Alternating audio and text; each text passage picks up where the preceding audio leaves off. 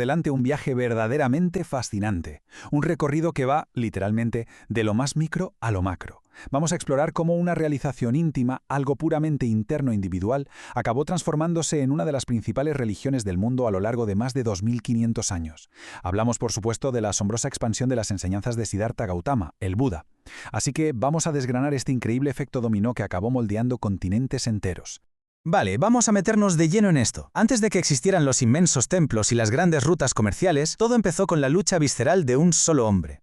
En la antigua India existía la creencia generalizada de que para alcanzar la iluminación espiritual y escapar del sufrimiento del mundo, había que castigar el cuerpo físico mediante un ascetismo extremo.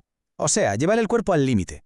Siddhartha Gautama se sometió a ayunos tan brutales que, según los propios textos históricos, quedó literalmente en los huesos. Estaba al borde de la muerte por inanición, intentando purificar su mente a base de destruir su propio cuerpo.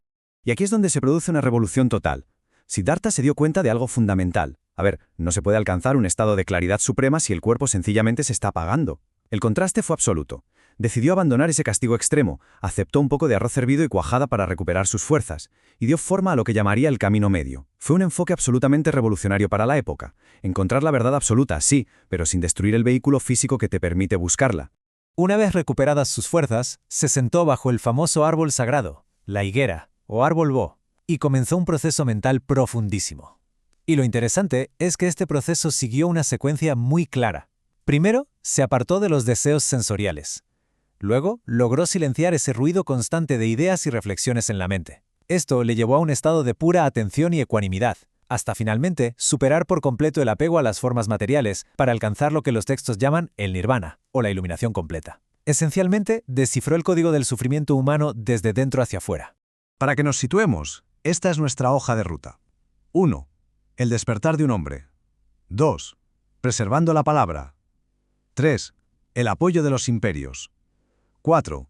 Nuevos caminos y vehículos. 5. La expansión por Asia. Y 6. El budismo en Occidente. Vamos con la sección 1. Preservando la palabra. El desafío de una tradición oral. Imaginemos por un momento el inmenso reto al que se enfrentaron los primeros monjes tras la muerte de Buda. Había 0 textos escritos, 0.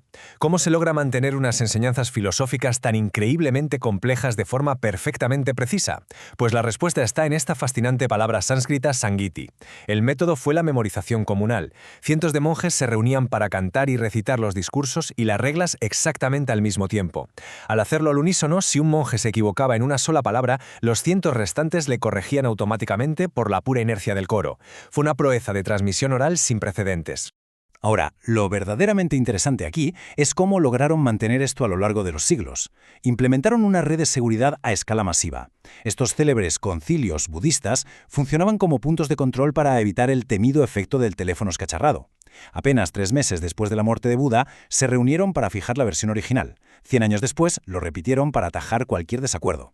Y así continuaron durante siglos, reuniendo a cientos y a veces miles de monjes para purificar y consolidar las enseñanzas de una forma asombrosamente fiel.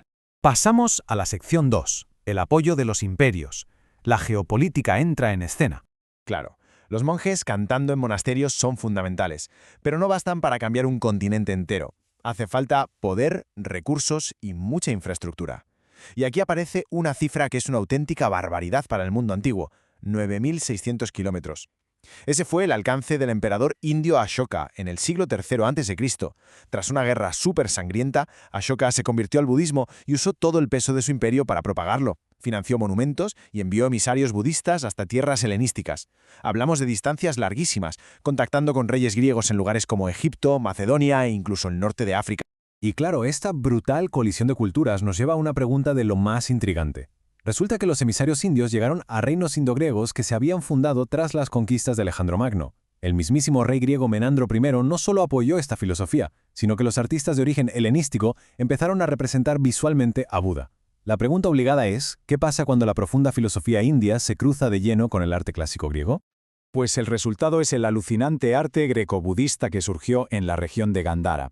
De repente las estatuas de Buda aparecen vistiendo una túnica ondulada, el típico gimatión grecorromano, se le esculpe usando la famosa postura del contrapposto, ya sabéis, esa donde el peso recae en una pierna para dar mayor naturalidad, Incluso su peinado, con esos rizos de estilo mediterráneo y el clásico moño superior, deriva directamente de esculturas clásicas como el mismísimo Apolo de Belvedere.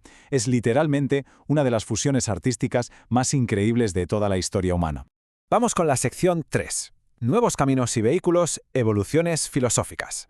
A medida que las fronteras geográficas se expandían de forma masiva, los límites filosóficos internos también empezaron a transformarse.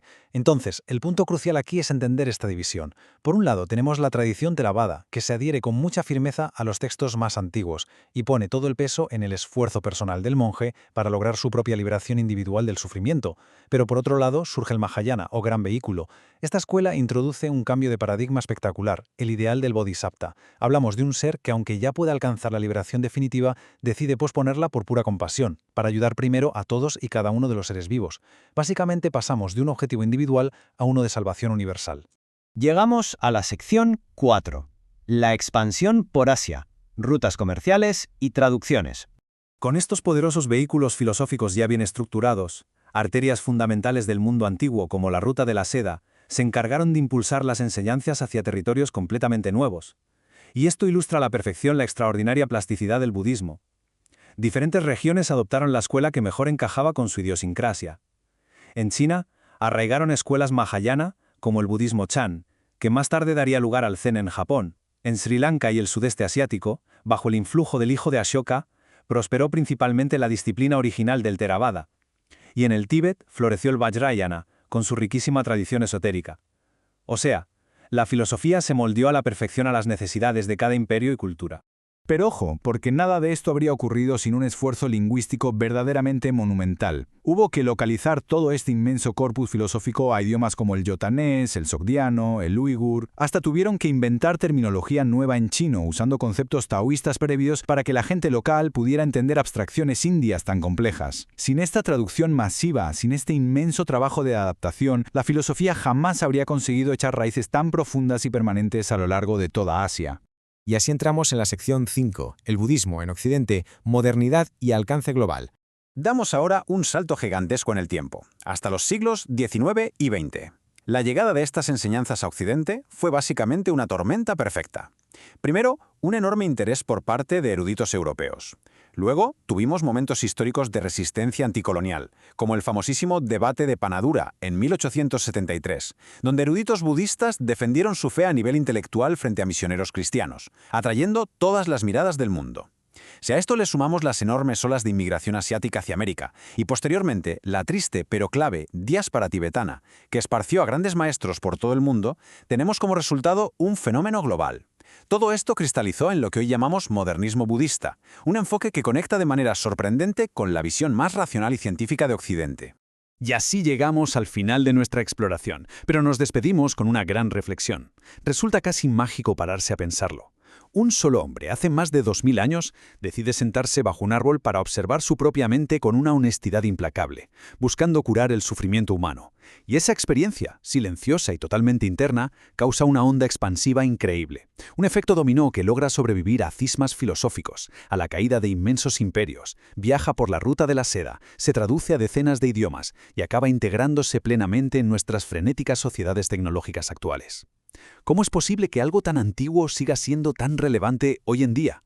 Es sin duda algo para pensar. Esperamos que este análisis haya arrojado un poco de luz sobre este fascinante viaje histórico. Mantengamos la curiosidad siempre viva. Y hasta la próxima explicación.